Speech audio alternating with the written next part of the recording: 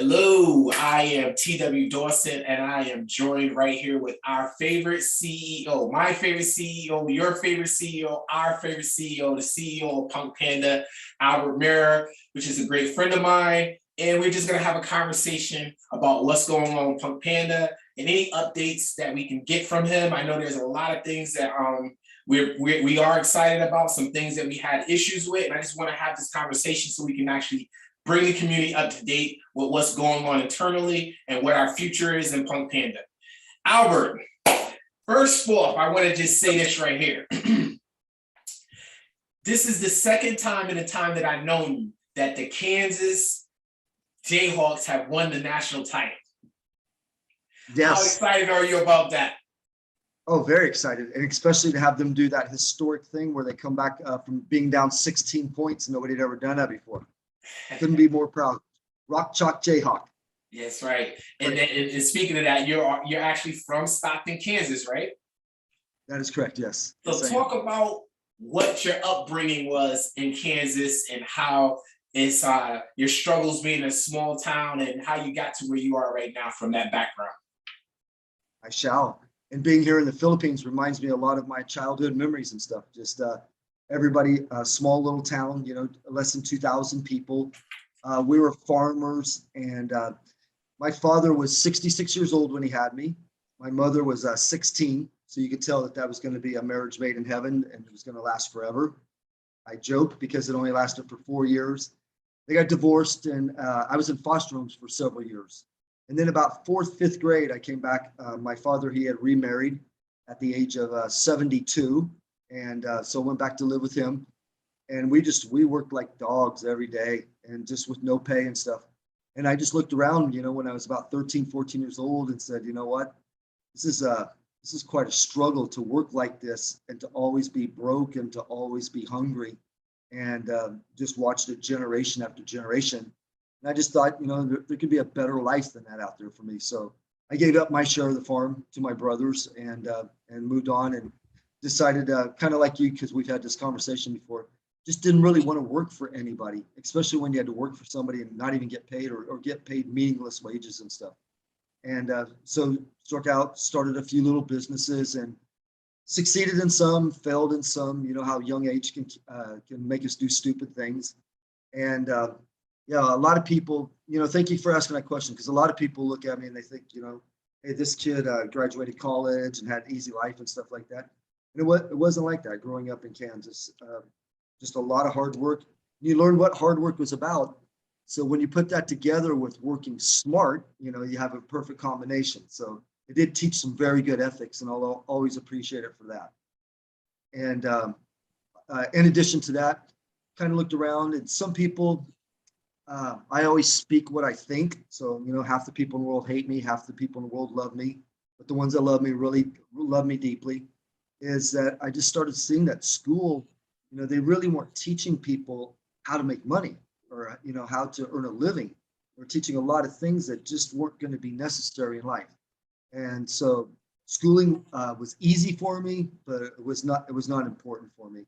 So eventually I went into the military. That was basically the end of my Kansas days, and did 6 years in the military. And then after that, became a real aficionado of real estate. And then moved on to some other things. So those were my Kansas years. Wow, that's so important to know what the background of a person is, so you can kind of get an idea of why they make the decisions that they make and what their understanding of work is. And that's important because a lot of people, like you said, think that to reach a certain level, you just got there somehow. People don't know what it actually took. And I know when it comes to this project, there was something that you told me before about when you started with crypto and how you saw that crypto can actually change things with certain people in different areas. Tell the story about how you actually got started in crypto and why you believe that crypto could be life-changing for so many people. Right. Shortly after you and I had actually met with a company where they had very good products and stuff. And I always appreciated meeting you there. And I think I'll get to what you said in 1 second, but you have to step outside of your comfort zone.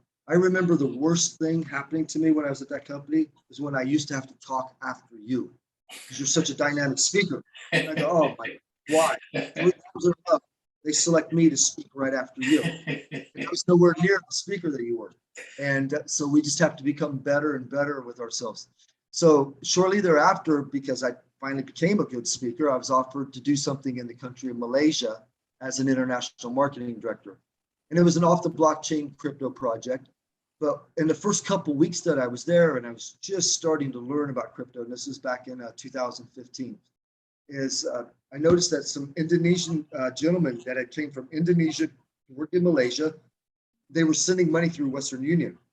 And Western Union was taking almost 10 to 12% of their money, their whole week, working in the hot sun all day, 12 hours a day, making like $200. Western Union was taking like $20, $25 of that. So we showed them Bitcoin and how they could send Bitcoin back. And the first time that happened, the charge on it was 12 cents. Instead. So like now, because they were going to be paying so much in charges to Western Union, it was like 10 weeks would have been 1 week's worth of pay for them, sending it home 10 weeks. That 12 cents got them so excited. They were hugging me. And I realized that at that very moment, I realized crypto helps poor people first. And I got real excited about it then. And from that point on, I just became full force, full steam ahead with trying to teach as many people as I possibly could about crypto. And so that's where it really began for me, where the light bulb went off and I realized that it's going to be the future. And during those times, you never knew, is Bitcoin going to be here? Is it not going to be here? Can somebody put the genie back in the bottle? Well, we know now that it's the best performing asset in the history of the world, and there's going to be no genie back in the bottle. Crypto is the future. Crypto will be the largest industry in the world by far, and probably just another 10 years. Yeah, I agree. And it's funny because it's been close to a year when I actually started in crypto. When you called me, you say, hey, learn this, download this, do that. And I had no interest in it. I heard about it. I knew a little bit about it. But to overcome the technical side of it was always an issue for people. And I think that as we get on in this conversation, we'll talk about how what we're putting together, what we put together, how it actually bypasses that big issue that people just don't know how to do it. But before, let's just talk about that project. Let's talk about PunkPanda. That's what we're here for. And just give us a background in the inception. What did it feel like? What did it look like? What was some of the failures that you had prior to it, leading up to it, some of the successes, some of the experiences that put all this together for you to put something together, which I think is a masterpiece. If you really look at this on a piece of paper, it's just a masterpiece. And I think that people want to understand, how did it come about? Right. Yep. It all started about with Marcus gave me a phone call and said, I'm looking at a couple different projects. And he goes, so one is these pandas. And he showed me this picture of 6, and he called it PunkPandas, because I think the branding is really cool. And over the next 4 or 5 phone calls that we had, he just kept talking about how the branding was really cool. And I'm thinking, well, yeah, that's okay. But how do you monetize it? How is it going to help people? And I had a great appreciation for Marcus because I'd witnessed him actually go through struggles of a company that was going down, and he did everything with all of his ability, all of his might, to recover every single penny he could for every person that he could. So he won a lot of admiration and respect for me when he was going through that process, because I'd only seen one other people do that before, and that was myself. So we became kindred spirits during that time. And so he finally put me on the phone with the person that had developed the PunkPanda brand, had come up with the drawings, and with the thought of putting it to a messaging app. And I told him, I don't think you have anything unique here. I don't think anybody's going to want to download another secure messaging app. There's so many of them out there right now. I've just downloaded like my 4th one. I only used it for 1 call, and I'm ready to delete it. So I just don't see where there's anything unique here. And we went through another call and then another call. And I was basically on that last call just to say, I'm not really interested. And from what I could gather from Marcus, they were also ready just to take what they had, put it on a shelf and just put it away for a while and work on another project that was more geared towards financial institutions and things like that. And then all of a sudden on the last call, the owner, who was Solly at the time, was saying that we are unique. He never said anything during the whole call. He goes, we are unique. He goes, it's an encrypted blockchain communication. And he goes, it's completely different. Nothing out there like this in the world right now. And I thanked him very much. And then it was that night that I lost $5,000 in a company, BTC, and it was going under. And I love that project.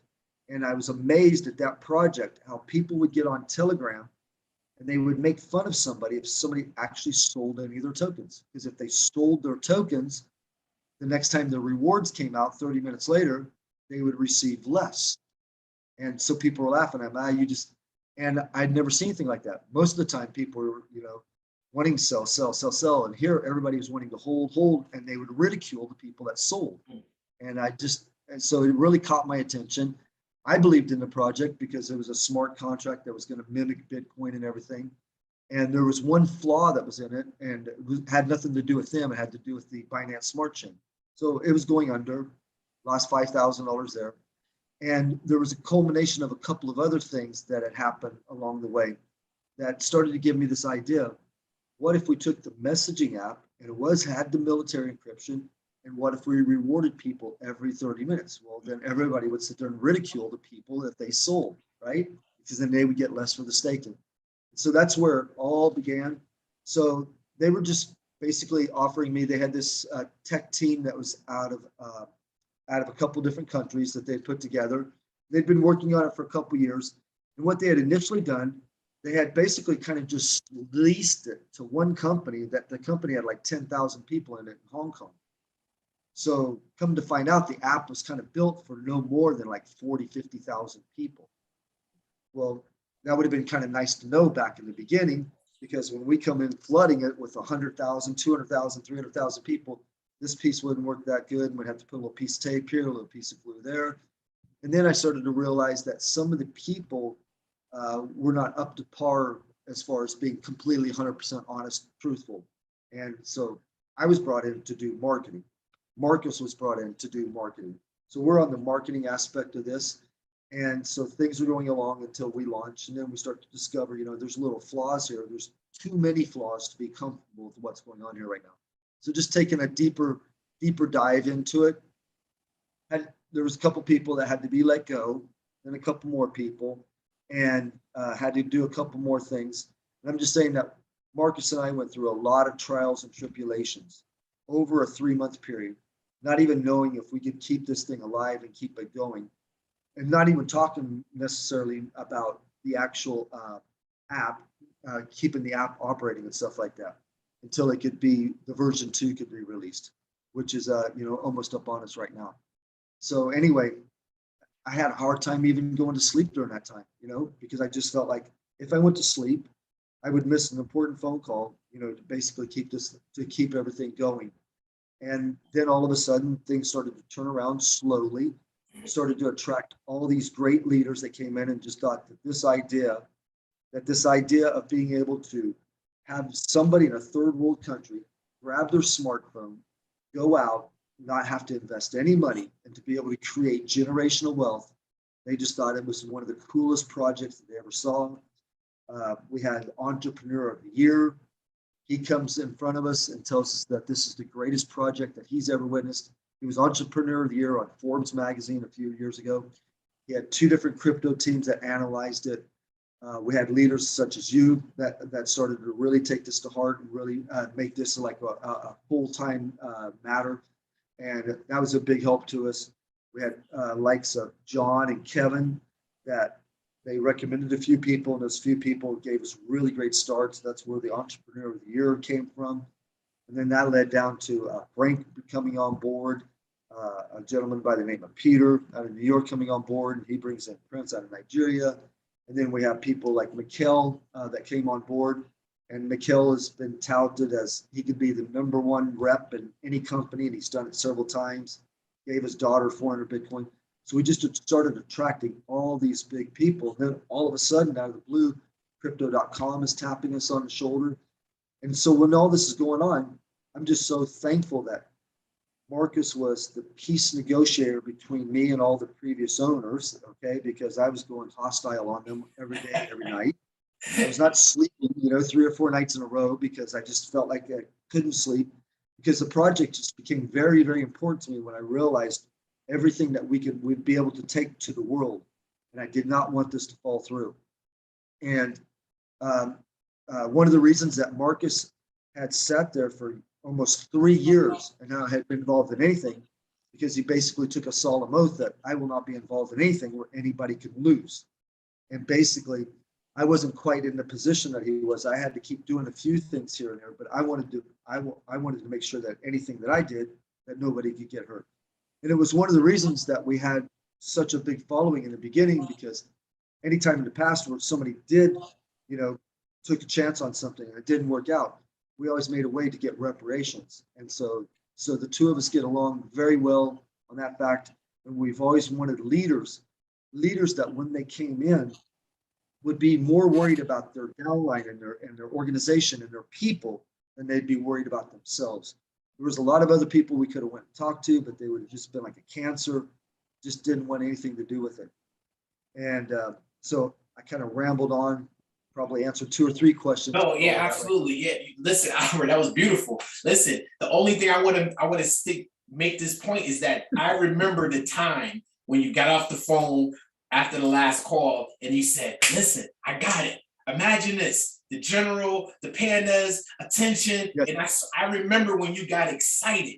I remember yes. that day. And then after that, I also remember you not sleeping for 3-4 days at a time. I remember the 36-hour work days, and I remember all that. And that's something that people have to know, because the struggle, the sacrifices that were put in the beginning, right now, people don't understand it, because we seen the success in 120 days to see what we see now. And you said it so many times, Albert, it's just you would have never thought that we would have been here.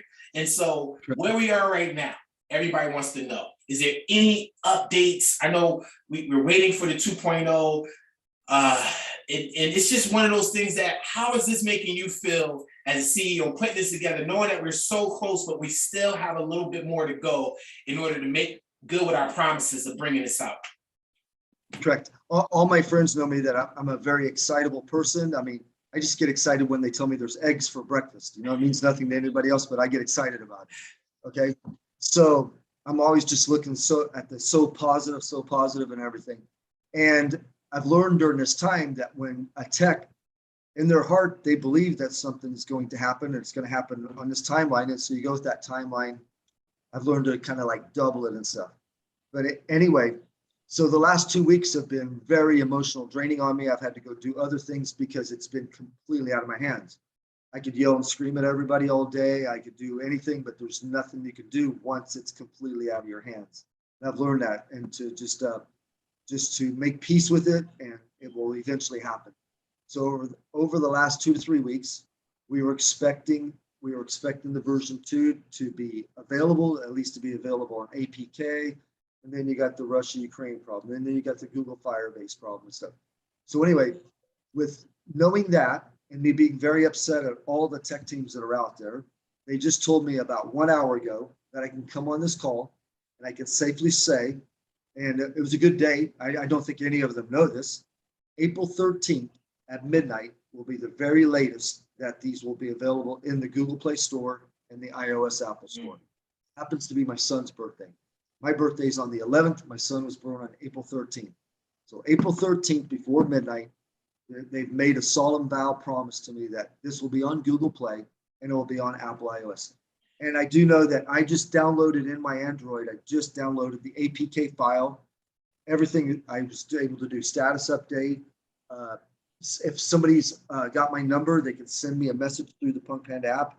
I haven't been able to sync the contacts yet, but they're assuring me that as time goes along, the wallets will start syncing better, and that the contacts will start syncing better. But I had no issues as far as downloading it, and I had no issues as far as it coming up and being able to see everything, set my status. Looks like, feels like, smells like WhatsApp. The photos were nice. The forwarding of the messages is nice. The recording the messages is nice. The voice call, video call is nice. Yep. Just need syncing of the contacts and the wallet stuff.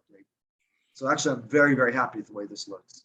That's exciting news, and you heard it first here, the latest update. So listen, I want to pose a question. right? And there's so many people in our community and outside of our community that have been let down by corporations. We've Oh, been yeah. a part of that as well. And that's why I like to have these conversations, because I want people to know that we have also experienced these things. And that's why we do the things that we do. People have been let Yes. down. We've been a part of pump and dumps. We've been part of rug pulls. We've been part of Right. all these different things, or just a part of companies that we have invested in, whether it be time, money, effort, or emotions, and it just wasn't what we thought it was going to be. What do you say to the people? What do you say to our community that are emotionally invested in PunkPanda and what they've been going through right now? How do you address that issue right there? I can definitely see it from their perspective, because we've had it happen to us so many different times. Is that if you just take a step back and you think about it, are we asking for all the community to donate money, give more money, or anything? We have nothing to gain by any kind of delay or anything. There's absolutely nothing to gain by that. So it just happens to be that there are certain issues that fell out of our control, which we couldn't do. Did we make some mistakes? Absolutely, and some, but would have changed anything by at least 1 week, maybe. And in the world of 15 years, which is how long this DAO is going to run, what would 1 week make any difference? Very, very little. So once again, even if somebody told me right now, if the text would have told me tonight when I was talking to them and said, you got to give me worst possible scenario, okay? We need to go to the community and we need to let them know exactly what's the worst possible scenario that can happen right now. And so they gave me the April 13th. Even if they had told me May 13th, I would take it, because we have a project here that, like Jedi Joss is calling a unicorn. So many people, they're rooting for us. They want this to succeed. Some of them are anti-government with, government controls on being able to read messages and things of that nature. The new things that WhatsApp is doing. WhatsApp is going to be able to start censoring your messages and stuff in Brazil if it contains wrong things. That notice was just given to me today. People that are rooting for us being able to help poor people. And it's no longer a theory. Back on June 27th, this was all a theory. This was all on a piece of paper. And I would also say that many times when people have invested time, or if they've invested any sort of Bitcoin or BNB into any project, that most of the time, the idea is merely just on paper. We had a working operating app. We have a working operating app right now that has been greatly improved. It's been approved by Apple. It's been approved by Google Play. It just needs to show up in the store. It's been approved by all the third parties now. All the KYC is done. If we had not had the 600,000 database and we had had a zero database, we had already been on Google Play, Google Store within that first 72 hours. It's the database that we collected first that has made it so time consuming, and so time consuming with all the syncing and everything, because it comes out to like it's just so many millions with the actual contacts that are in there, 180 million and stuff. And so there's all these files that have to sync and stuff. And they're getting all the issues worked out. But to be able to take somebody that has absolutely no money, goes out their smartphone, earn 50,000, 80,000 tokens during this time period. If they said, hey, you got to wait another month for this all to come live, I would take it every single day. There's no other project I'd even think about looking at, because we're accomplishing what we set out to do. And what that was to have somebody that could never walk up to somebody and say, please give me money for the service that I have, because they just felt like the service they had wasn't worth the money they were asking for. Mm-hmm. Well, now here people are emboldened because they're not asking anybody for money. So that's number one. So it's going to take this ride on a roller coaster that's just going to be going straight up for so long, because we have the 600,000. That's probably going to double or triple within the first 10 days that the version 2's out there. And then if it doubles or triples again in the next 30 days, we're going to be a 2 or 3 million database company that started, will be less than 6 months at that time. This is actually, it's very incredible, because when you look at the WhatsApp and other messengers out there, they barely got to 1 million in their very first 1 year. And that springboarded them to 300 to 400 million. So it's no longer a theory what we have. We've actually had so many stories pouring in. The amount of leaders that have organizations, Panda Pals, over 10,000 is just staggering. Nobody's ever witnessed such a thing in any company ever. And so they would have said May 13th. I would have been very disappointed. I'd have said, hang in there. Most people wouldn't have, but you haven't lost any money. Okay. So we have nothing to gain by, I'm speechless. We have nothing to gain, just a little bit more patience. And I can definitely understand people's frustrations though. And so any little mistake that we made that prolonged this, I sincerely apologize, but we're going to get through this, and the sky is the limit with this. Absolutely. I believe that. And this is why I did the meeting, because I wanted to make sure that people can hear from the horse's mouth and get that belief from the CEO himself. And, I know Albert, and as I said on another call, I have no reason to doubt, because his history that I know about him, he's always been a man of his word. He's always been exactly what he says he's going to do. And he always makes things right. And that's the thing that we have in common, because we do care. But I want to ask you a question. Panda 11. Yes. Is it a sister company? Is it a add-on company? What is the dynamics with Panda 11? Because I know a lot of people are asking. It's different, it's separate, but it's the same. What is it? And not only that, this venture, are we entertaining other ventures like this in the future? Do we have some that we might be looking to do some type of conversion or merge with? Anything like that? What's going on with Panda 11? And just talk about it. And how did it come about? Because I know there's a story behind that as well. Correct. Yep. It just so happens that one of our CTO, who is very dynamic at putting together, coordinating all the projects.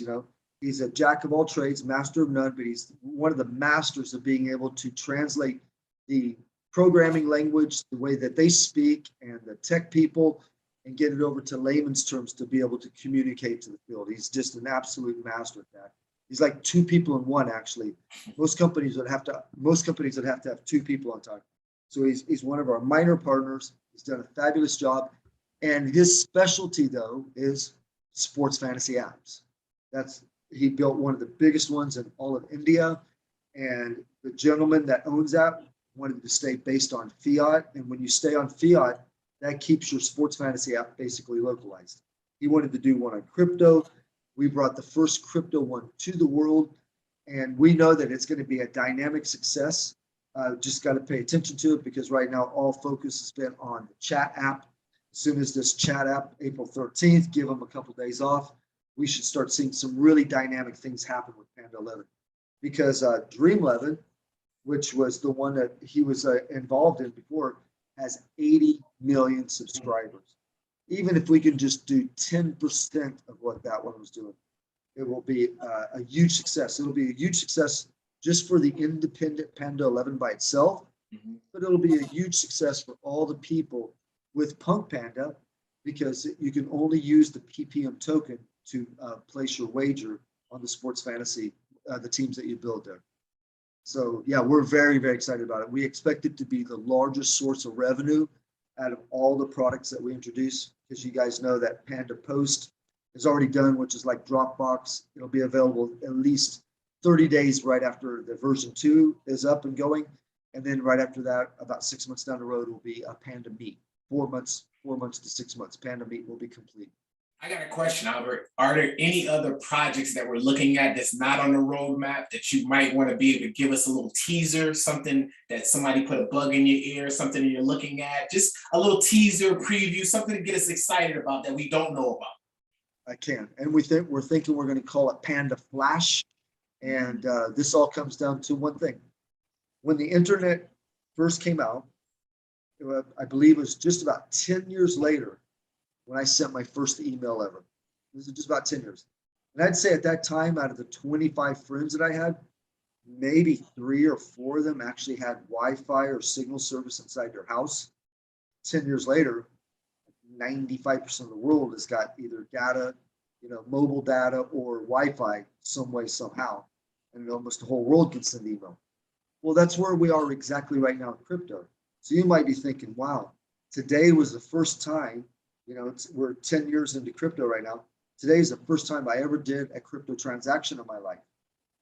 10 years from now, 99% of the people. So if you're one of those people that just did a crypto transaction, you're probably looking around, well, out of my 25 friends, 2 or 3 of them have done a crypto transaction, the other 20 have not.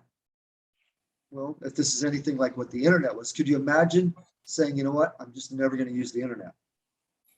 So 10 years from now, 95% of everybody in the world using crypto, because it will go on to become the largest industry in the world.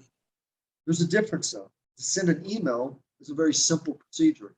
You learn how to do it. It's basically the same on all things. To come into crypto now and start learning about crypto, there's so many different things, so many different choices out there.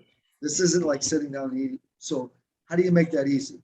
Well, I promise you, we have figured out a way to do that, to make it very, very easy. So pay attention, because as soon as all these other things are taken care of, as soon as the version 2 is up and going and flying, as soon as Panda 11 is flying, we'll be introducing to you Panda Flash. Panda Flash will probably become the biggest division under the PunkPanda umbrella. Wow. That's what I'm thinking. Wow. Wow. Because everybody needs it, and they need it and make it simple. I just saw a procedure the other day. It was actually Daisy. Anybody that bought Daisy tokens, convert them to Lyft is a 45-page PDF just to convert those tokens, Daisy tokens, over to Lyft. The procedure that you have to go through is just unbelievable. But that's the state of crypto right now. We are going to simplify it. We're going to push a button to give you the same equivalent.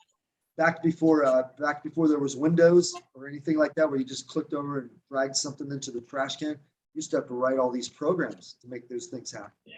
And that's basically how cryptos now. We're just going to make the trash can and here, put it right there.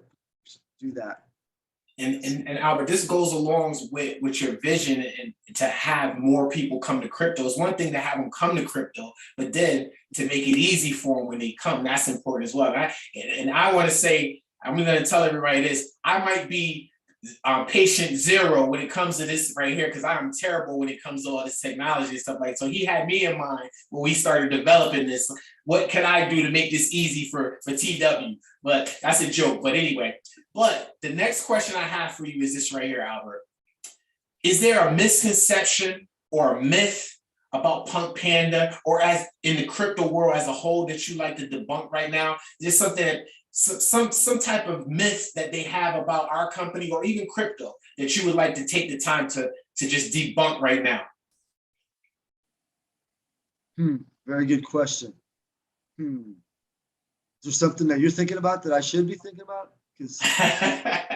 well, I know for sure when it comes to people in crypto, most people don't understand it. Like we talked about, it's making it easy, making it harder. And most people don't trust it because the volatility of it. And we get put in that category sometimes because, the investment side of it. But at the end of the day, it's like any other industry. We have to iron out a lot of things. And once we iron those things out, then it will be a norm for most people. And I think fear is one of the things that people have when it comes to getting into crypto. So maybe you could talk about that. I just, it's my belief that if you think about this, Apple probably still not the #1 company in the world, but it was, and it was the first one to do the trillion. And so I just kind of looked back and I said, you know what? At that time, I had bought 3 Apple iPhones during my life, and I'd bought 1 Apple iPad, and I was paying about $10 a month to iTunes. So if you add all that up, that was less than 1/4, 1/2 of 1% of the money that I made that was actually spent towards Apple products. Yet it was the largest company in the world, first company ever to do $1 trillion. So then if you look at crypto, I can pay my rent in crypto where I'm at. I can buy everything that I need by converting crypto over to what's called Gcash and buy everything out of 7-Eleven. I can walk into 7-Eleven, I can buy Bitcoin. So it's not too far in the future where every transaction that I do, 100% of every money that I make will go through a crypto transaction. And where I just said that, with Apple being the largest in the world, and when I ask 100 people, how much money have you spent on Apple? 85 to 90 of them say nothing because they've never even owned an Apple iPhone before. Mhm. They've owned Androids over here, and I've never spent money with iTunes or anything like that. So if you take Apple as being the first company, well, what's the crypto industry going to be? What's going to be the largest crypto company in the world where you can use almost 100% of your money through crypto transactions, paying your rent, paying your mortgage, paying your car payments? It's all coming. It's all happening. Many different cards are now accepting crypto and making the transactions over to fiat. So it's going to happen. Yeah. Especially with all the artists coming on board, all the sports athletes coming on board with the advent of the NFTs.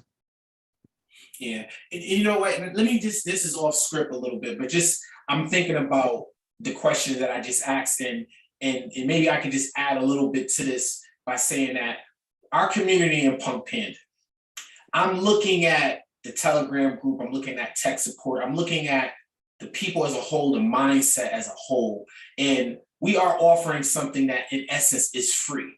Doesn't require any real investment. You can invest in it with the farm if you choose, but you don't have to in order to participate and take part in this. With that, it seems like some people have a sense of entitlement when it comes to something that they don't pay for. And so the mindset of the community is that we owe them something when things don't go exactly the way we said it. And that's something that I think that we have to start to change as far as the culture in our company, because at the end of the day, in order to be successful, we have to take personal responsibility, number one, and we have to have a certain type of mindset.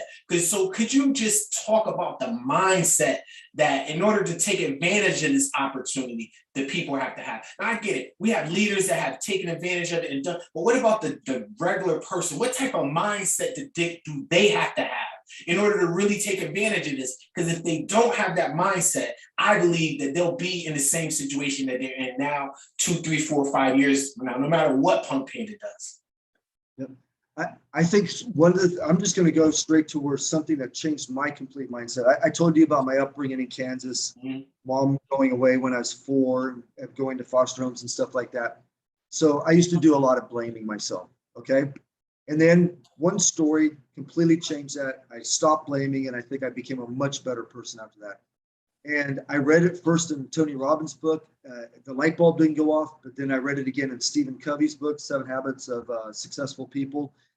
And then the light bulb really went off. And what that was there were 2 twins. Their father was an alcoholic. He used to beat them up every day. And one day he walked into a liquor store. He shot the clerk, killed the clerk, went to prison for life. The 2 twins, they grow up. One goes into a liquor store a few years later, shoots the clerk, goes to prison for life. The other one grows up and becomes a doctor. And then he becomes the director of Boston General Hospital, one of the largest hospitals in the United States. He's actually the director of it. A group of people that were doing studies on twins did an interview with both these twins, just like we're doing an interview right now. And they asked them one question where they gave the exact same answer to the question. And the question was, how did you end up where you are today? They asked that one to the guy in prison. They asked the one that was the director of the hospital, how did you end up where you are today? And they both had the exact same answer. With a father like I had, what else would you expect from me? And basically it's this. Every person I've ever met in my life, no matter what country, and I've been in over like 50 some countries, everybody has problems. I've never met a person that has never had a problem, never have, and never will. But having problems, that's not what shapes your future. How you react to the problems and how you react to things that are happening to you, that's what's going to shape your future. So at that moment, I let it go. I stopped blaming, my mom for running away when I was 4, and the divorce, and the growing up in the foster homes, and the blaming and all that stuff. It all stopped right then and there. And so that's the best advice that I could share with anybody. That was a life-changing moment for me, just that one story right there. Excellent. Personal responsibility. What more time?